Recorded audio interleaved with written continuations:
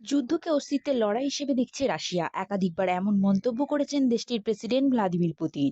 যে কোনো মূল্যে জিততে হবে এমন বার্তা ছড়িয়ে দেওয়া হয়েছে রুশ সেনাদের মধ্যে। পুতিনের পাশাপাশি এবার দেশটির সাবেক প্রেসিডেন্ট মেদভেদেব সর্বাত্মক যুদ্ধের হুঁশিয়ারি উচ্চারণ করেছেন। ইউক্রেন যুদ্ধে পরাজিত হওয়া মানে দখল করা অঞ্চলগুলো ছেড়ে দিয়ে রাশিয়াকে আবার 1991 সালের সীমান্তে ফিরে যেতে হবে।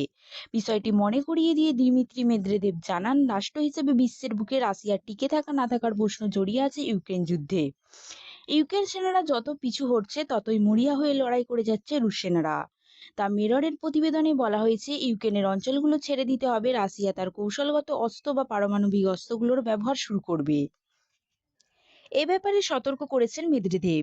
এসব অস্ত্র লক্ষ্যবস্তু হবে যুক্তরাজ্য, যুক্তরাষ্ট্র, জার্মানি এবং ইউক্রেন। পুতিনের ঘনিষ্ঠ মিত্র ও সাবেক রুশ প্রেসিডেন্ট দিমিত্রি মেদভেদেব তাই পরামর্শ দিয়েছেন, কিয়েভ এবং পশ্চিমাদের উচিত ইউক্রেনের অঞ্চলগুলো রাশিয়ার অংশ হিসেবে স্বীকৃতি দেওয়া।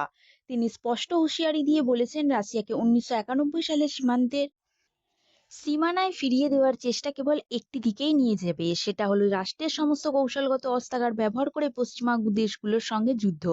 সেই সর্বাত্মক যুদ্ধের লক্ষ্যবস্তু হবে কিয়েভ, বার্লিন, লন্ডন এবং ওয়াশিংটন। International news Bangla.